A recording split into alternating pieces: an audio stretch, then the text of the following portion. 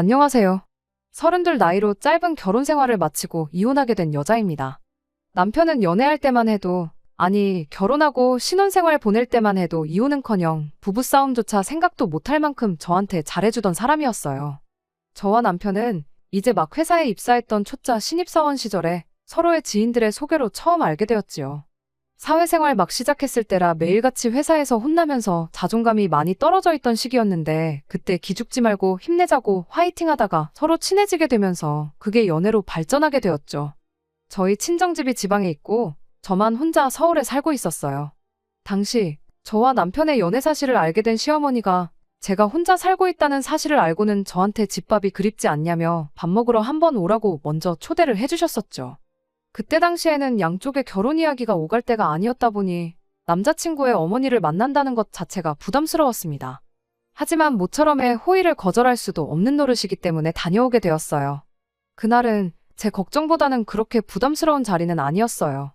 우리 아들이 만나는 사람이 궁금해서 부른 이유도 있지만 또 제가 혼자 지내고 있다니 안쓰러운 것도 있어서 진짜 밥 챙겨주려고 불러낸 거니 긴장하지 말라고 하시면서 정말 상다리가 부러지도록 밥을 차려주셨습니다.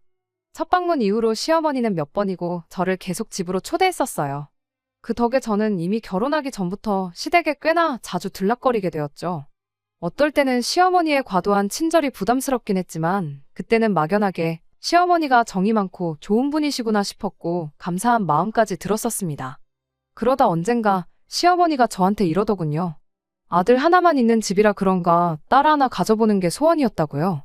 아들은 알아서 엄마 챙겨주고 어디 여행도 보내주고 그러는 맛이 하나도 없다면서 말이죠.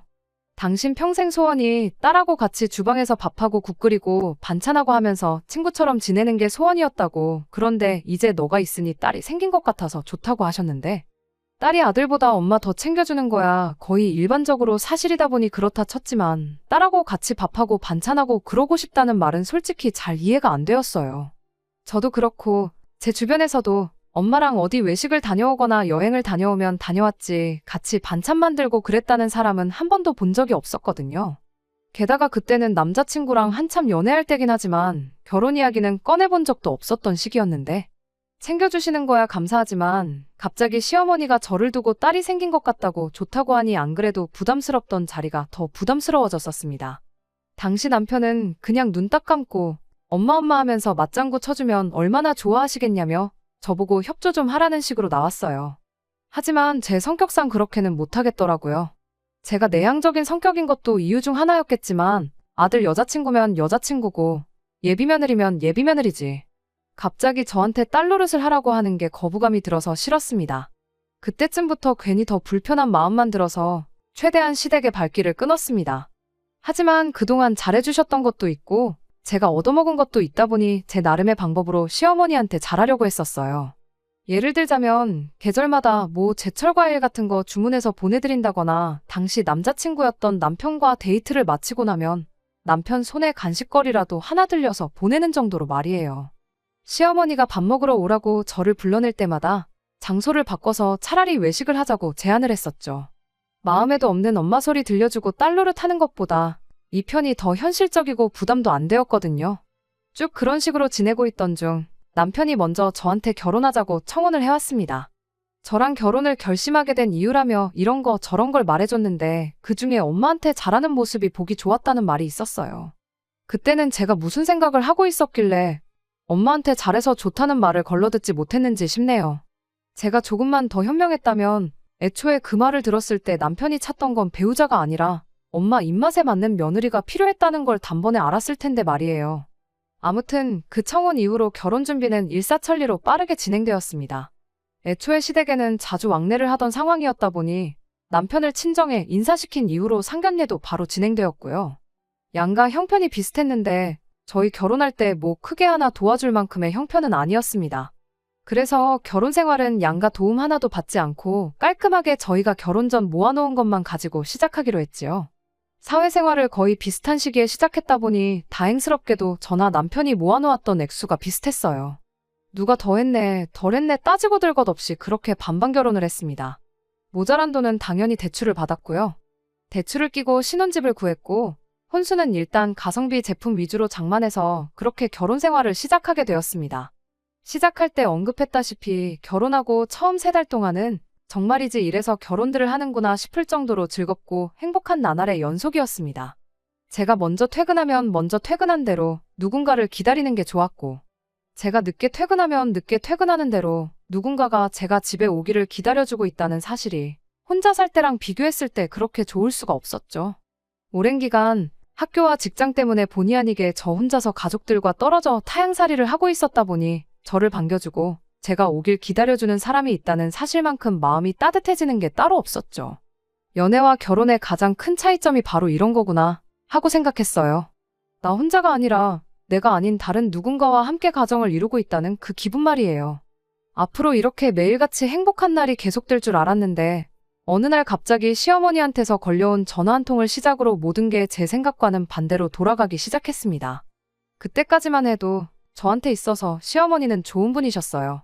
부담스럽긴 했지만 그만큼 결혼 전부터 자주 저를 챙겨주셨던 분이셨으니까요. 제가 나서서 딸 노릇은 하지 못하지만 시어머니는 저를 딸처럼 생각하겠다 했었으니 적어도 저는 고부간의 갈등이라던가 시월드 시집살이라던가 하는 것들은 저랑은 전혀 관계없는 이야기일 거라 생각했습니다. 혼자 사는 아들 여자친구 밥까지 챙겨주는 분이라는 이야기에 주변 사람들이 세상에 그런 사람이 어디 있냐며 시어머니 잘 만났다, 전생에 나라를 구했냐 하는 소리까지 듣게 만들던 좋은 분이었는데 알고 보니 그건 다 가짜고 본 모습은 그렇지 않았습니다. 어느 날 갑자기 시어머니한테서 걸려온 전화는 그야말로 앞으로 저한테 펼쳐질, 저한테는 없을 거라 생각했던 시집살이의 전조나 마찬가지였어요. 저희가 신혼집을 구할 때 둘 다 회사에서 출퇴근하기 좋은 곳으로 구한다고 신혼집을 시댁에서 조금 떨어진 곳에 구하게 되었습니다. 그전에는 남편은 시댁에서 어머님과 같이 살고 있었고 저 또한 시댁에서 그렇게 멀지 않은 곳에서 혼자 살고 있었거든요. 저희가 워낙에 결혼 전부터 자주 얼굴을 보고 지냈다 보니 결혼했다고 집이 멀어졌다고 해서 발길을 끊어버리는 게 매너는 아니다 싶어서 못해도 2주나 3주 간격으로 시댁에 방문하고 있었어요.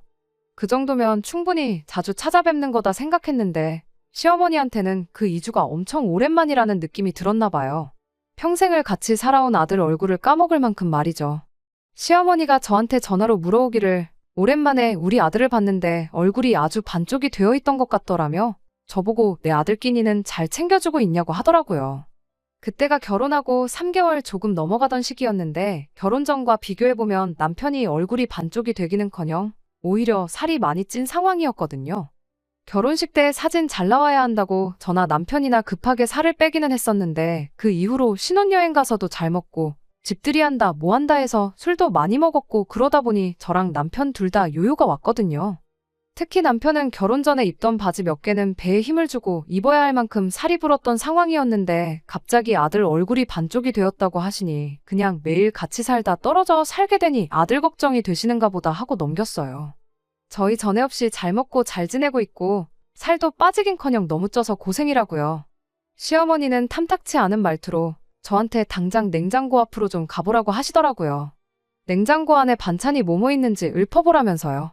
마침 며칠 전에 반찬가게에서 이것저것 사다가 냉장고를 채워놓은 지 얼마 되지 않았던 터라 냉장고에 먹을 게 또 한가득 있던 상황이었습니다. 저는 아무 생각 없이 시어머니가 시키는 대로 냉장고에 있는 것들 전부 하나도 빠짐없이 다 말해드렸죠. 그걸 듣고 나니 전화하던 내내 언짢은 말투로 통화하던 시어머니 말투가 뭔가 흡족한 듯한 말투로 바뀌었어요.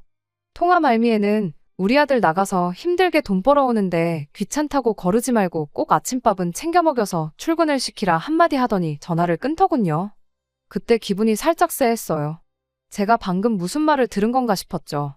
안 좋은 예감은 틀리는 법이 없다더니 이건 앞으로 펼쳐질 시집살이의 시작을 알리는 신호탄과도 같은 사건이었습니다. 저희가 맞벌이를 하다 보니 집에서 따로 음식을 해먹지 않습니다. 냉장고가 가게 반찬들로 가득 차 있던 것도 같은 이유였고요.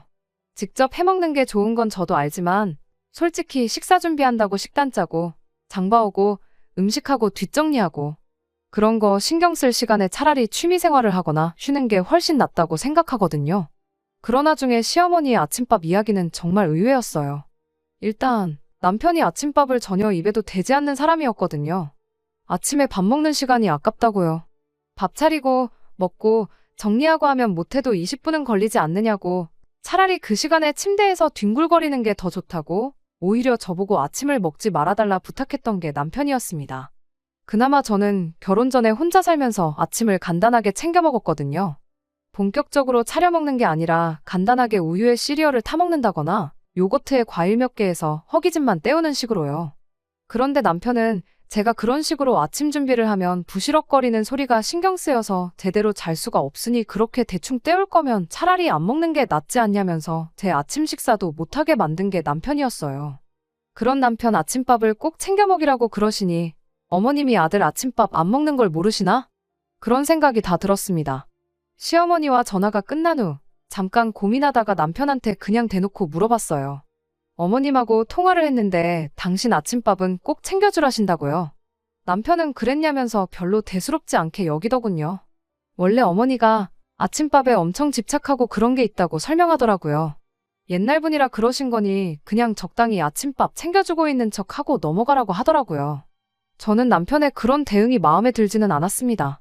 적당히 받아넘기라는 게 결국 시어머니한테 거짓말을 하라는 소리나 마찬가지잖아요. 그냥 자기가 시어머니한테 전화 한 통해서 아침밥 안 먹는 이유도 설명해드리고 그런 건 우리가 알아서 할 테니 굳이 전화까지 하면서 확인하실 필요 없다고 딱 잘라서 말하면 되는 거잖아요. 그리고 며느리 아침밥도 아니고 아들 아침밥 때문에 저러시는데 왜 거짓말은 내가 해야 하는 건지 싶어서 마음에 안 들었어요.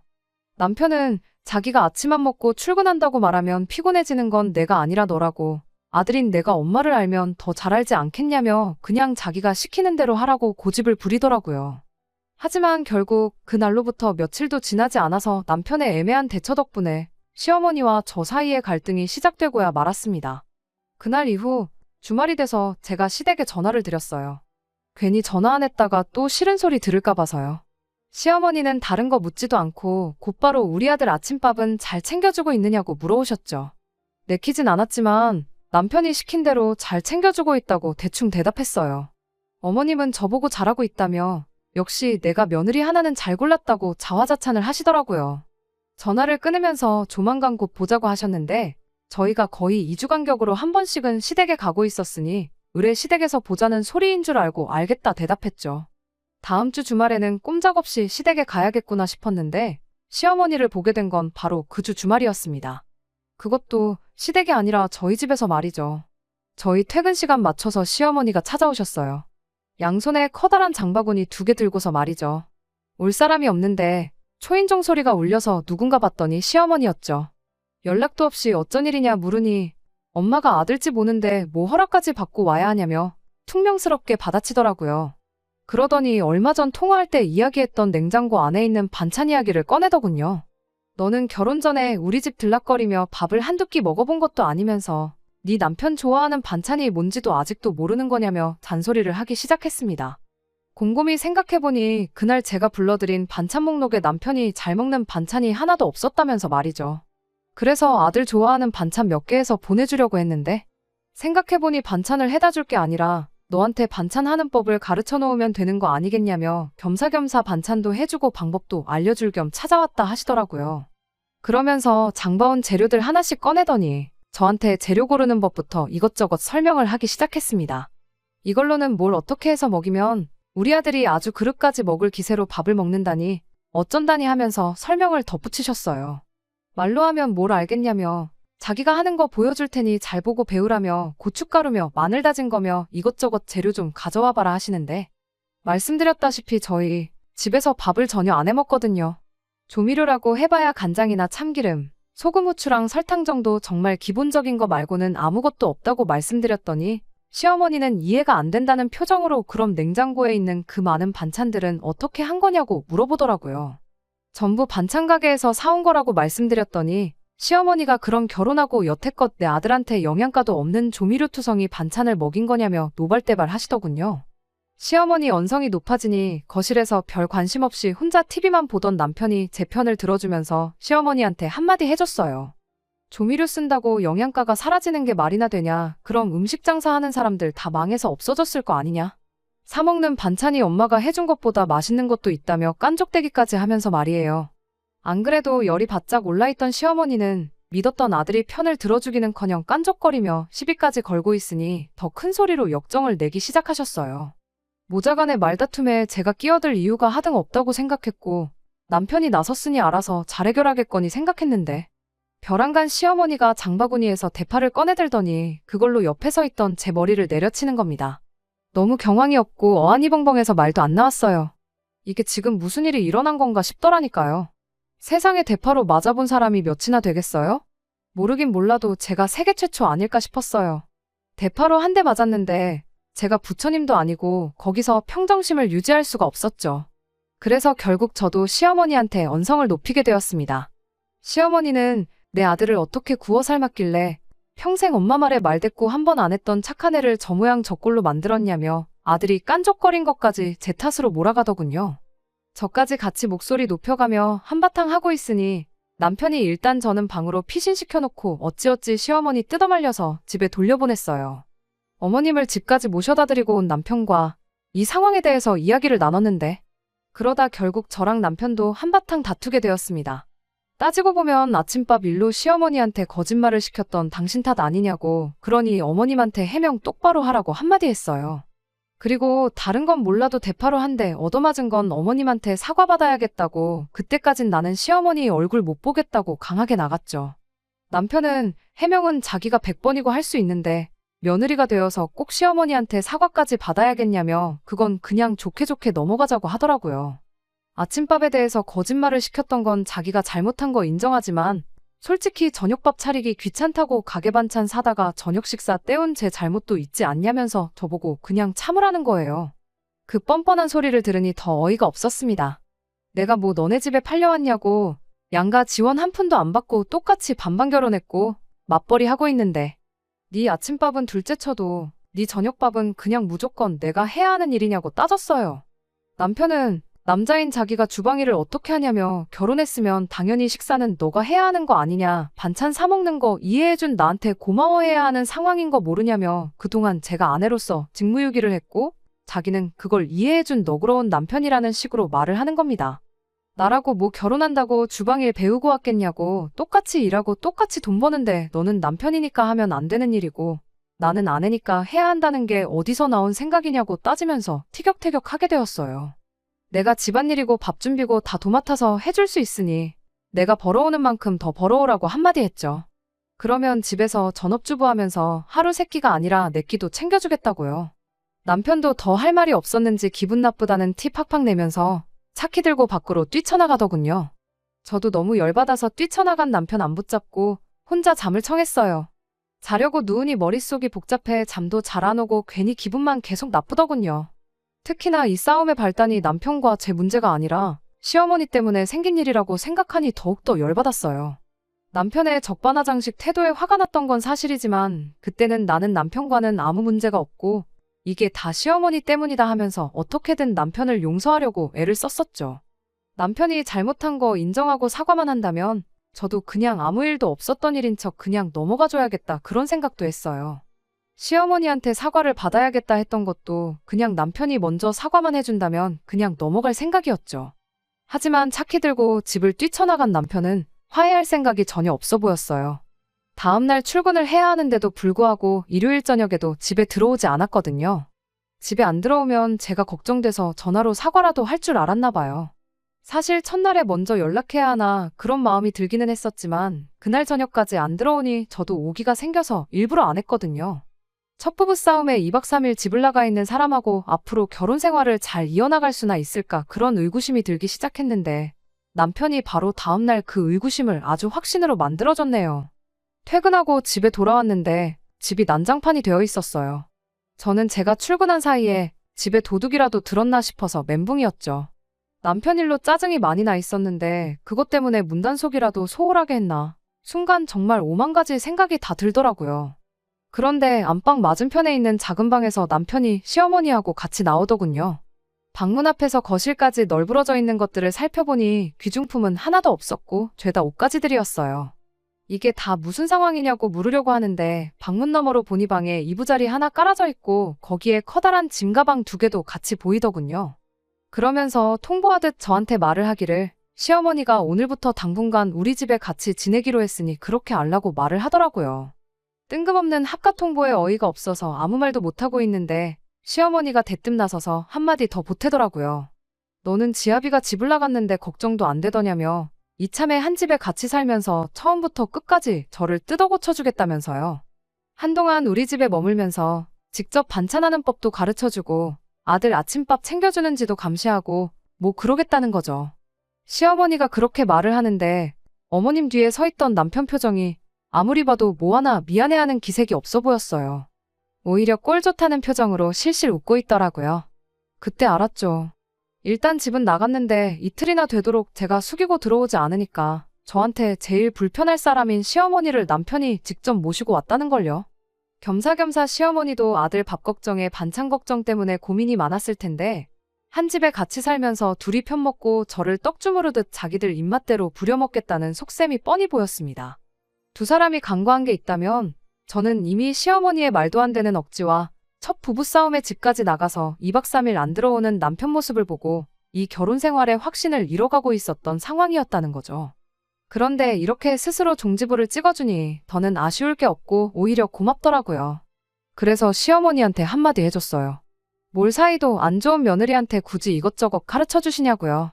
그냥 이혼해드릴 테니 한 집에 같이 살면서 귀한 아드님 아침밥 챙겨주고 조미료 하나 안 들어간 영양만점 집반찬 해주시면서 평생 품에 끼고 살라고 한마디 해줬죠. 대신 친정이 지방에 있다 보니 당분간은 내가 지낼 곳이 없다고. 그러니까 시어머니가 여기서 지낼 게 아니고 남편이 시어머니 집 가서 있어달라고 부탁했어요. 상황이 허락만 한다면 이 집을 팔아서 재산 분할은 가져온 만큼 해주겠다고요. 정 안 되면 대출을 받든 친정부모님한테 빌려와서라도 해줄 테니 싸가지고 온 짐 그대로 들고 시댁으로 돌아가 달라고 정중히 부탁했습니다. 예상도 못한 이혼 통보에 두 사람이 적잖이 당황한 듯 보이더라고요. 방금까지 시어머니한테 혼나고 있던 제 모습을 보면서 실실거리던 남편은 얼굴이 사색이 돼서 사시나무 떨듯 벌벌 떨더라고요. 그러더니 제 마음 돌려보겠다고 살살 거짓말까지 하는데 정말 이혼하자고 하길 잘했다 싶더라고요. 평생을 내 배우자로 함께 살 뻔한 사람과 둘도 없이 좋은 사람이라고 생각했던 시어머니의 진짜 본 모습을 알게 되었으니까 말이죠. 저한테 한다는 소리가 시어머니 고집을 꺾을 수가 없어서 일단 모셔왔던 거라고 하면서 이 합가 계획에 자기는 아무런 관련이 없고 오히려 저를 위해 시어머니 달래서 집에 하루라도 빨리 보낼 계획이었다고 하더라고요. 한순간에 같은 편인 줄 알았던 아들한테 손절당해서 무개념 시자가 돼버린 시어머니 얼굴 표정이 아주 볼만했어요. 이대로 가다간 자기만 나쁜 사람 되고 재수 없으면 아들까지 반품받게 생겼으니 사면초가로구나 싶었나 봐요. 이참에 합가각도 한번 보고 며느리 시켜서 귀한 아드님 끼니마다 손수 만든 집밥 챙겨주게 만들려고 큰맘 먹고 짐까지 챙겨서 아들 신혼집에 쳐들어왔는데 막상 귀한 아드님 끼니 챙겨주는 게 며느리가 아니라 자기가 될 것 같으니 그건 싫었나 봐요. 그런데 이미 남편이 이게 다 엄마가 고집 부려서 이렇게 된 거라고 선수를 쳐버렸으니 마땅히 이 상황을 넘길 방법이 떠오르지 않았나 보더라고요. 그냥 대뜸 저한테 미안하다고 사과부터 하더라고요. 그러더니 방에서 짐가방 싸들고 온 거 다시 가지고 나와서 집에 돌아갈 테니 택시를 불러달라는 겁니다. 앞으로 너네 결혼 생활에 아무런 관여도 안 할 테니 그냥 둘이서 재미있게 살라고. 둘이 알콩달콩 잘 사는 거보다 중요한 게 뭐가 있겠냐면서 횡설수설 하더라고요. 아들이 2박 3일 외박한 것 때문에 둘이서 크게 싸울까봐. 큰 싸움으로 번지면 그거 말려줄 요량으로 따라온 거라고 말까지 더듬거리면서 설명을 하는데 싸움 말려주시러 오신 분이 짐은 왜 싸들고 오셨냐 하니 또 아무 말도 못하더군요. 앞서 합가 통보만 안 했어도 믿어줬을 텐데 이미 계획이랍시고 전부 다 떠벌려놓고 이제 와서 아니라고 하면 그걸 누가 믿겠냐고. 애써 연기할 필요 없고 더 더러운 꼴 보기 싫으니 원만하게 협의이혼하는 걸로 하자고 말했어요. 저는 마음 돌릴 생각은 전혀 없다고요. 집 안 비워줄 거면 어디 급하게 단칸방이라도 구해서 들어가 있을 테니 행여나 다른 기대는 하지 말라고 했어요. 일단 제 기분 풀어주려면 자리를 피해야 한다고 생각했는지 두 사람은 더 큰 반항은 하지 않고 제가 말한 대로 집을 비워줬고요. 그 이후로 번갈아 가면서 두 사람이 저한테 몇 번이고 전화로 집까지 찾아와서 미안하다고 사과했지만 두 번의 기회는 주지 않는 걸로 결론을 내렸습니다. 저를 딸같이 여긴다던 사람이 왜 저렇게 되었나 혼자 곰곰이 생각을 해봤는데 그건 그냥 저 부려먹기 편하려고 했던 소리라는 걸 그제서야 알게 되었네요. 누가 딸한테 아들 새끼밥을 대신 차려달라고 시키겠어요? 애초에 저를 불러내서 밥을 먹였던 것도 하루라도 빨리 아들 입맛 시어머니 손맛 캐치시켜서 대신 아들 뒷바라지를 해주길 바랬던 거라는 것도 깨닫게 되었죠. 이혼을 하는 과정에서 정말 말도 못할 만큼 스트레스를 받았었습니다. 남편과 제가 처음 만난 게 서로를 아는 지인들의 소개였던 만큼 겹치는 인맥이 많았었거든요. 그들이 저를 어떻게 생각할지 그런 게 엄청 신경이 쓰였어요. 결혼하고 반년도 안 돼서 이혼을 하게 되었으니 말이에요. 그런데 사람들은 생각보다 제 이혼에 대해서 손톱만큼도 관심이 없네요. 관심을 갖는 사람이 아예 없는 건 아니었는데 이 이야기를 해주면 저보고 100번 잘했다고 해주는 걸 보니 정말 제가 괜한 걱정을 사서 했던 것 같네요. 남편은 결국 다시 시어머니 집으로 들어가서 살게 되었어요. 재산분할 절반 해주고 그냥 집은 제 명의로 유지를 할 생각이었는데 짧은 기간이나마 같이 살아서 그랬나 남편의 흔적이 남아있는 것 같아서 기분 나빠서 집은 정리해버렸고요. 제가 조금만 더 현명했다면 하는 후회가 들 때도 있지만 적어도 단번에 언행일치 안 되는 되도 않는 집구석이란 거 깨닫고 빨리 이혼 결정을 내린 걸 천만다행이라고 생각하려고요. 제가 혹시나 만약에 앞으로 다시 결혼을 하게 된다면 적어도 저를 딸같이 여긴다는 말은 걸러들어야겠습니다. 끝까지 들어주셔서 감사합니다. 오늘의 사연은 여기까지입니다. 구독과 좋아요, 알람 설정 부탁드리고 더 좋은 사연으로 다시 찾아뵙겠습니다. 감사합니다.